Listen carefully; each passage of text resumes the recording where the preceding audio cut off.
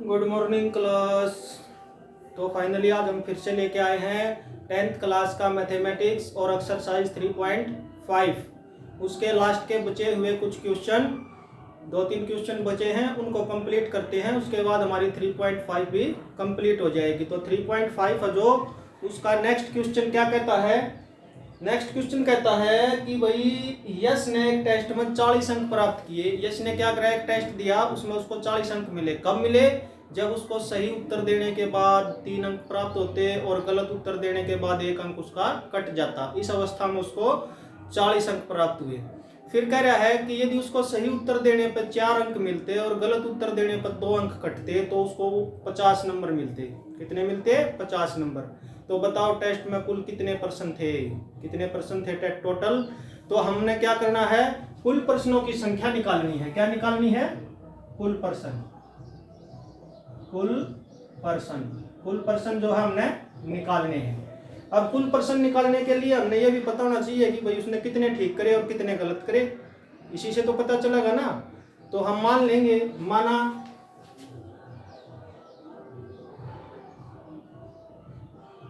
माना सही उत्तर पर प्राप्त अंक, सही उत्तर पर प्राप्त अंक x, और भाई माना गलत उत्तर पर प्राप्त अंक y। ठीक है, सही उत्तर पर प्राप्त अंक x और गलत उत्तर पर प्राप्त अंक y। टोटल अंक मिले 40, कुल अंक मिले 40, कुल अंक प्राप्त हुए 40। कब प्राप्त हुए? पहली शर्त के अनुसार, पहली शर्तानुसार। वो सीधा स्पष्ट तौर पर नहीं पूछ रहा है, वो घुमा फिरा के पूछ रहा है कि भी यदि ऐसा होता तो इतने मिलते, यदि ऐसा होता तो इतने मिलते। तो बताओ उसने टोटल कितने प्रश्न करे थे? देखो, सही उत्तर पर प्राप्त अंक थे x, और अगर गलत उत्तर के अंक कट रहे हैं तो माइनस y, और टोटल मिले 40। ये समझ में आ गया? ये सही उत्तर के अंक हैं, ये गलत उत्तर के अंक हैं। सही वाले और गलत वाले दोनों के बीच में कट कर 40 अंक मिले। यानी कि सही में मान लो उसने x मिले और y कट गए, तो x में तो y वाले घटा दो, बाकी बचे 40। लेकिन पहली शर्त क्या कह रही है? यदि उसको सही उत्तर पर 3 अंक मिलते और गलत उत्तर पर 1 अंक कटता। सही उत्तर पर 3 अंक और गलत उत्तर पर 1 अंक कटता तो 40 मिलते।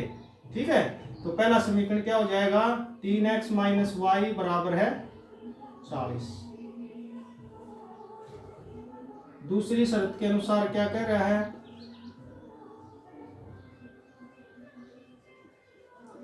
दूसरी शर्त के अनुसार कुल प्राप्त अंक कितने होते?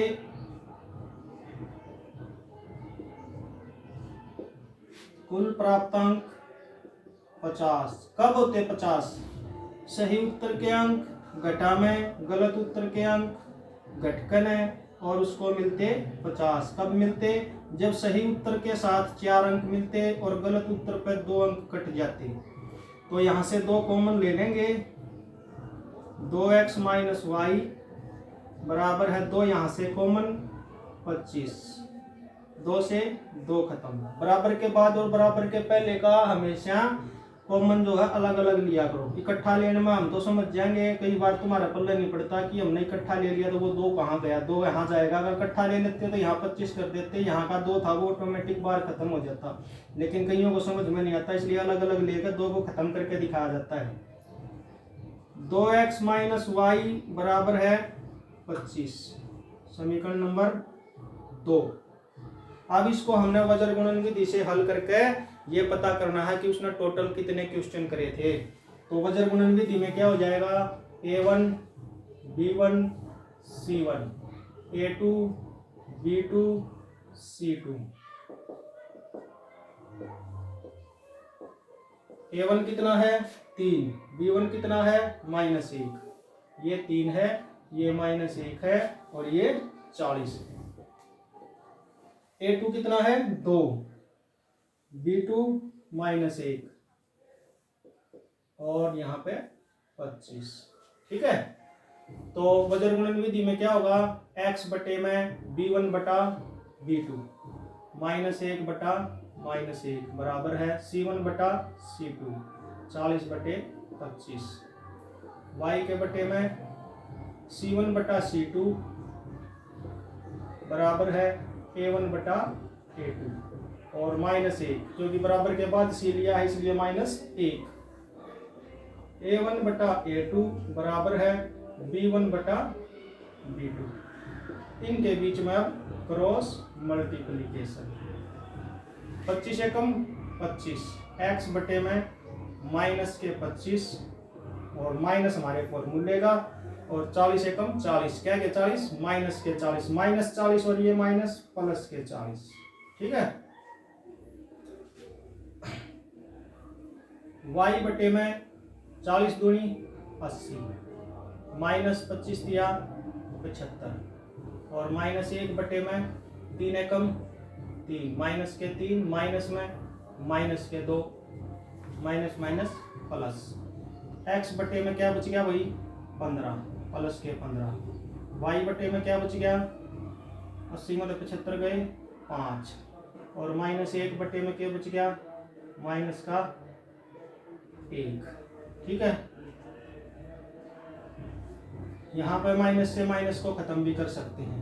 x बटे में 15 बराबर है 1 बटा 1 और भाई y बटे 5 बराबर है 1 बटा 1। इनके बीच में क्रॉस मल्टीप्लिकेशन, x बराबर है 15 और y बराबर है 5।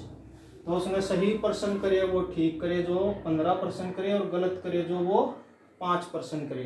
तो टोटल पर्सन क्या हो जाएंगे 15 + 5 बराबर है 20। टोटल उसने 20 क्वेश्चन करे जिसमें से 15 ठीक करे और 5 गलत करे।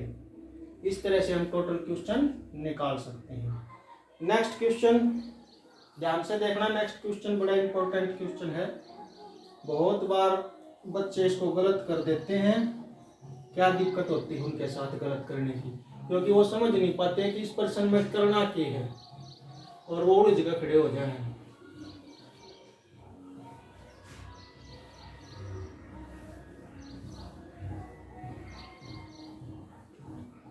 देखो ध्यान से, एक राजमार्ग पर 2 स्थान A और B हैं, ठीक है, और दोनों के बीच की दूरी 100 किलोमीटर है। कितनी है 100 किलोमीटर। मान लो भाई ये एक राजमार्ग है, ये हमारा A है और ये हमारा B है और इन दोनों के टोटल बीच की दूरी है 100 किलोमीटर। कितनी है 100 किलोमीटर, टोटल 100 किलोमीटर है। नु कह रहा है यदि एक कार, इसमें 2 कार हैं, एक है A के ऊपर एक है B के ऊपर, ठीक है। नु कह रहा है यदि वे एक ही दिशा में चलती हैं, एक ही दिशा का मतलब A कार आड़े तो चाली व न्यून चाली, B कार आड़े तो चाली व भी न्यून चाली, तो 5 घंटे के बाद वो कारें आपस में मिल जाती हैं।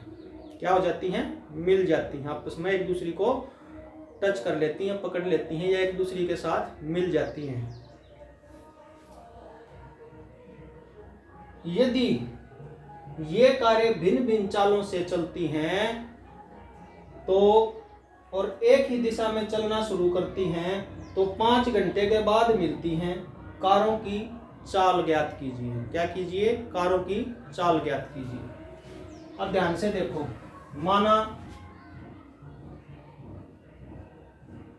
पहली कार की चाल,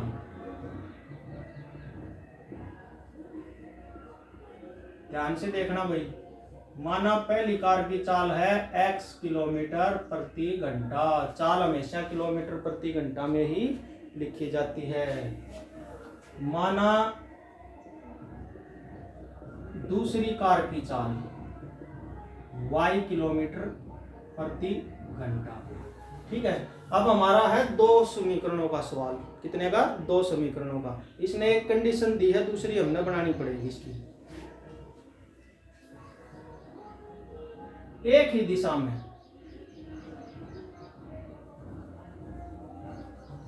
क्या, एक ही दिशा में,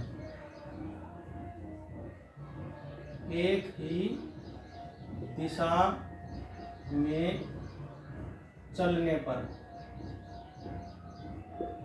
पर मिलती हैं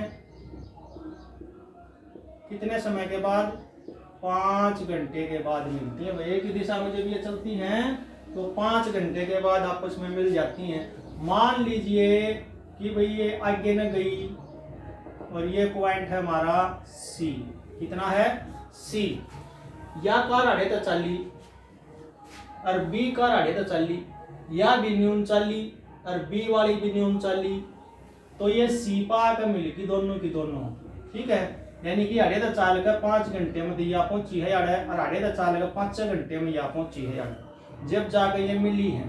तो समय भी है हमारे पास, चाल भी है हमारे पास।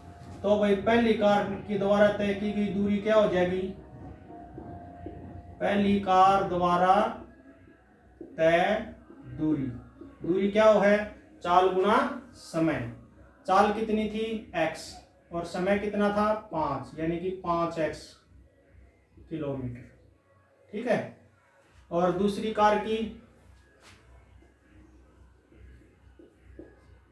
कार द्वारा तय की गई दूरी y गुना 5y किलोमीटर। पहली शर्त के अनुसार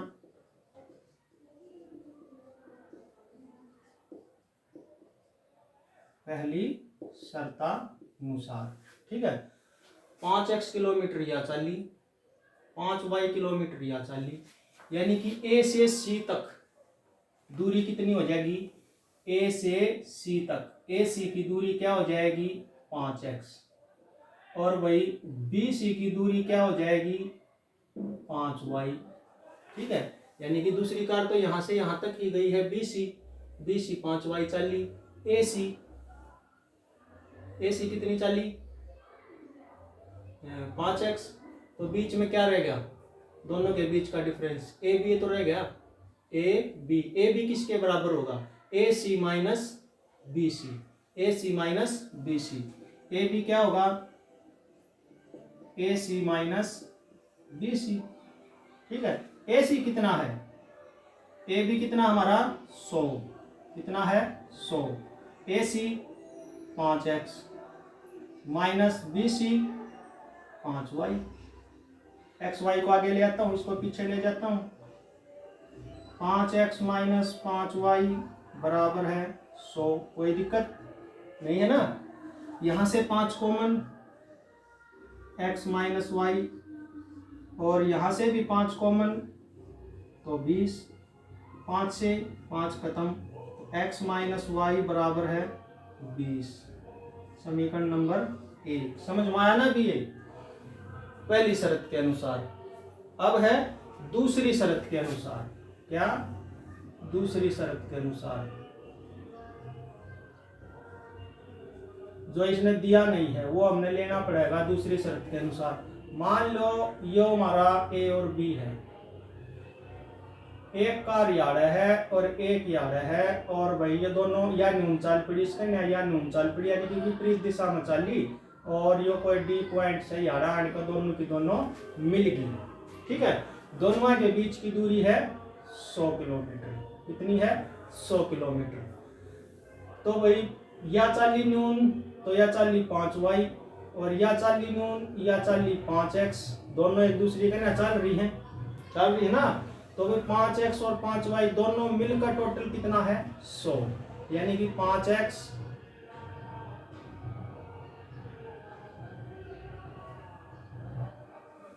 5 घंटे बाद का रोल नहीं है इसमें, 5 घंटे बाद मिली थी, वो विपरीत दिशा में मिली थी, इस दिशा में चल रही है। तो या चाली y और या चाली x, और टोटल चाली 100 किलोमीटर हमने निबेरा झाड़ा डी पा के मिल गई कुंसी कितनी चाली, तो x प्लस y, यानी कि A के द्वारा चली गई दूरी प्लस B के द्वारा चली गई दूरी, दोनों की मिलाकर 100 किलोमीटर है ना। तो ये हमारा समीकरण नंबर 2 हो जाएगा। इसके बाद हम इसको वज्र गुणन विधि से हल करेंगे। कैसे, A1 कितना है 1 माइनस 1 20, 1 -1 20, A2 1, B2 1, C2 100। ठीक है, तो x बटे में B1 बटा B2 -1/1 बराबर है 20/100। y 20/100 बराबर है 1/1 और -1/1 बराबर है -1/1। इनके बीच में फिर क्रॉस मल्टीप्लिकेशन। क्या? Cross multiplication. तो x बटे में 100 एकम 100 माइनस के 100 माइनस में 20 एकम 20। y बटे में 20 एकम 20 माइनस में 100 एकम 100 और वही -1 बटे में 1 एकम 1 माइनस में 1 एकम 1 माइनस का 1 -1 और माइनस प्लस का 1। तो हमारा जो x है वो क्या आ गया -100 माइनस के 20 माइनस के 120। y क्या आ गया 20 में 10 हो गए माइनस के 80 और वही -1 बटे में 2। ठीक है, एक बार दोनों को बराबर रख देंगे। x बटे में माइनस का 120 बराबर है -1/2 और y बटे में माइनस के 80 बराबर है -1/2। क्रॉस मल्टीप्लिकेशन दोनों के बीच में, ये 120 इधर जाएगा तो माइनस से माइनस खत्म। x बराबर है 120/2, यहाँ से माइनस खत्म। y बराबर है 80/2, तो x बराबर है 60 और y बराबर है 40। क्या आ जाएगी 60 और 40। यानी कि जो हमारी ये कार है A से चलती है, जो ये 60 किलोमीटर प्रति घंटा की स्पीड से चलती है और B वाली जो है वो 40 किलोमीटर प्रति घंटा की स्पीड से चलती है, तब जाके ये 5 घंटे के बाद एक दूसरे से मिलती हैं। और यह 40 की स्पीड तो रेन चाली और यह 60 की स्पीड तो रेन चाली, तो यार आने के मिली 60 या 40 की 40 या 40 की, तो टोटल मिला के 100 किलोमीटर दोनों चाली। इस तरह से जो है हम हल कर सकते हैं। तो ये हमारी आ जाएगी 60 और ये आ जाएगी 40। ठीक है, ध्यान से देख लो, स्क्रीनशॉट लेना स्क्रीनशॉट ले लो। ये क्वेश्चन ऐसे हल होगा। नहीं समझ में आया, कोई तो चीज समझ में नहीं आए तो कमेंट करके भी पूछ सकते हो। अब इस एक्सरसाइज का आखिरी क्वेश्चन,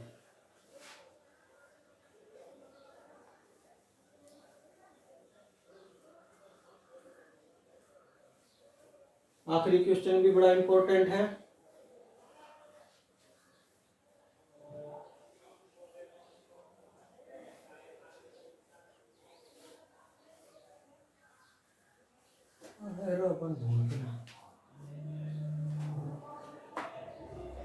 अगला क्वेश्चन, एक आयत का क्षेत्रफल 9 वर्ग इकाई कम हो जाता है। कितना हो जाता है? 9 वर्ग इकाई कम हो जाता है। क्या कम हो जाता है? एक आयत का क्षेत्रफल। यदि इसकी लंबाई को 5 इकाई कम कर दिया जाए और चौड़ाई को 3 इकाई बढ़ा दिया जाए तो वो 9 वर्ग इकाई कम हो जाता है। यदि लंबाई को 3 इकाई व चौड़ाई को 2 इकाई बढ़ा दिया जाए, क्या कर दिया जाए? बढ़ा दिया जाए, तो 67 वर्ग इकाई क्षेत्रफल बढ़ जाता है।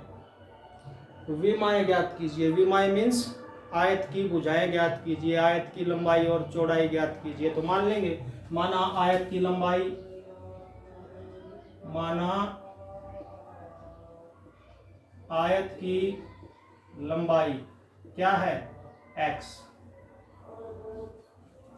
इसने कोई वो नहीं दी ना हमारे को, तो वर्ग इकाई में है, वर्ग इकाई में नहीं, इकाई में। x इकाई, वर्ग क्षेत्रफल क्या लगता है? माना आयत की चौड़ाई y इकाई। इकाई हमारी यूनिट होती है। अगर कुछ भी ना देना, मीटर, किलोमीटर, घंटे, मिनट, सेकंड, कुछ भी नहीं देता है वो, तो हम इकाई लगाते हैं। इकाई को इंग्लिश में यूनिट बोला जाता है। यूनिट इंग्लिश में जो हम लिखते हैं यूनिट। आयत की लंबाई भी होगी, आयत की चौड़ाई भी होगी वही हमारे पास। आयत का क्षेत्रफल क्या हो जाएगा? आयत का अक्षेत्रफल। अक्षेत्रफल क्या होता है? लंबाई गुना चौड़ाई, x गुना y बराबर है xy वर्ग इकाई, xy वर्ग इकाई। समझ में आ गया? अब पहली शर्त के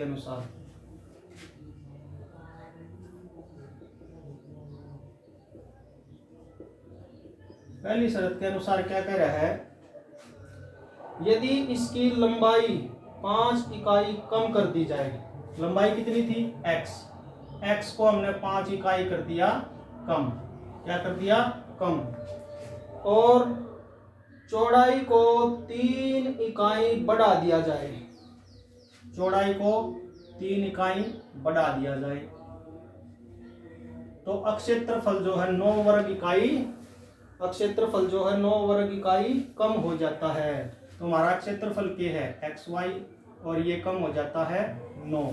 ठीक है। कब होता है? जब लंबाई और चौड़ाई की गुणा की जाती है।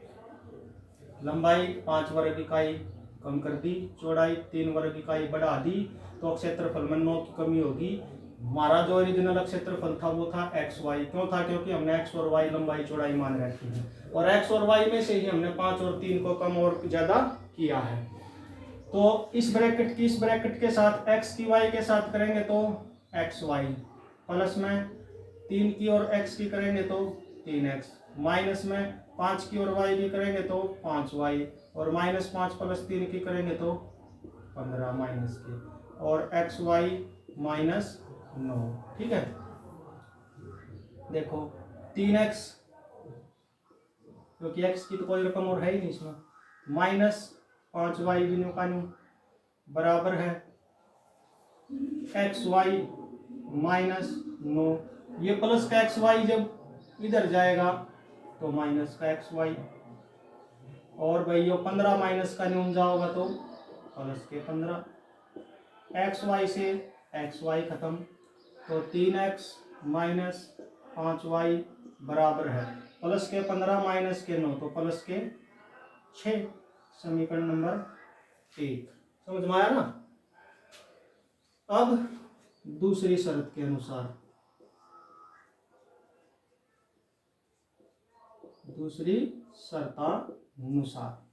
दूसरी शर्त के अनुसार हमारी लंबाई है x, और लंबाई को 3 इकाई बढ़ाना है और चौड़ाई को 2 इकाई बढ़ाना है। लंबाई को 3 इकाई बढ़ाना है और वही चौड़ाई को 2 इकाई बढ़ाना है।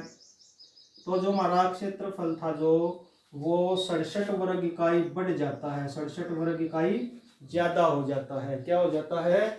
67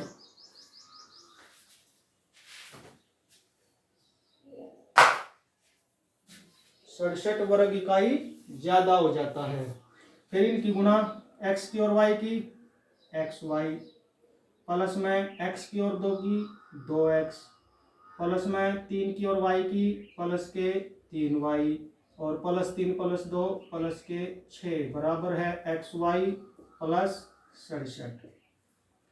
2x न्यू का न्यू, प्लस में 3y न्यू का न्यू, क्योंकि x की और y की हमारे पास एक रकम है, और ये दोनों चले जाएंगे न्यून। xy + 67 पहले बराबर के बाद का न्यू, प्लस का xy न्यून गया तो माइनस का xy, और भाई प्लस का 6 न्यून गया तो माइनस के 6। xy से xy खत्म प्लस माइनस से, तो भाई 2x + 3y बराबर है 67 में तो 6 गए 61। क्वेश्चन नंबर 2 समझ में आ गई? दोनों क्वेश्चन कैसे बनी?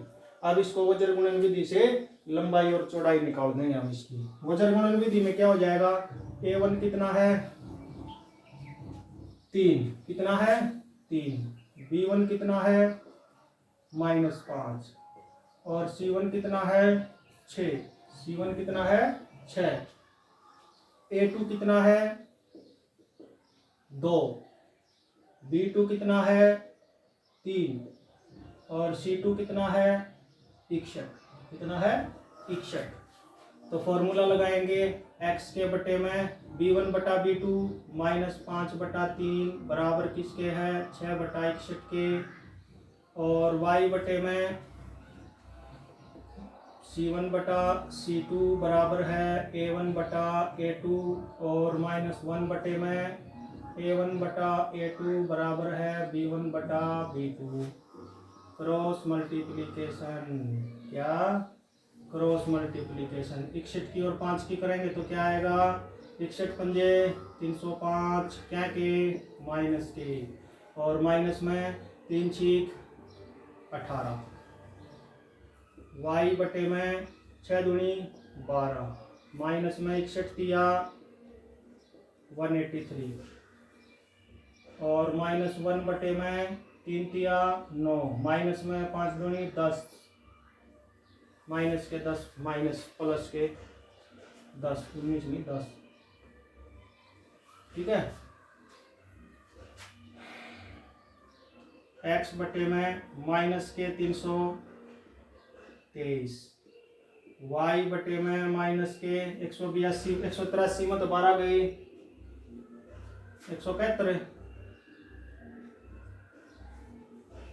और -1 बटे में 19, x को -323 बराबर है -1 बटा 19, और एक बार में y बटे में माइनस का 171 बराबर है माइनस का 1 बटा 19। क्रॉस मल्टीप्लिकेशन 19 की रिश्ती करेंगे तो ये इधर चला जाएगा, माइनस से माइनस खत्म, x बराबर है 323 बटे में 19, और यहाँ माइनस से माइनस खत्म, y बराबर है 171 बटे में 19। हम सिर्फ 171 को ले गए, 19 को बटे में रख दिया, y को अलग कर लिया पहले ही। x बराबर है 19 से कम 19, 13, 19 सत्ते 133, 17 पर कट गया भैया, और y बराबर है 19 निमा 171। तो हमारी लंबाई है जो वो 17 है और चौड़ाई है जो वो 9 है। कितनी है, 9 है। तो यह आ गई हमारी 17 और यह आ गई 9, 17 और 9, 17 निमा 163। किसी भी समीकरण में पुट करके देख लो वो ये होगा, ठीक है। 19 दिया 9, 17 दिए 51, और 9 पंजे 45, 51 में 45 गए 6, आंसर आ गया ना। तो इस तरह से जो हमारी आज एक्सरसाइज 3.5 पूरी हो जाती है। अगर आपको हमारा टॉपिक और समझाने का तरीका अच्छा लगा है तो प्लीज़ वीडियो को लाइक शेयर जरूर करें, और साथ ही साथ सब्सक्राइब करना ना भूलें चैनल को। आपका एक सब्सक्राइब जो है हमें नेक्स्ट वीडियो बनाने के लिए मोटिवेट करता है, तो प्लीज़ सब्सक्राइब जरूर कर दिया करो। धन्यवाद।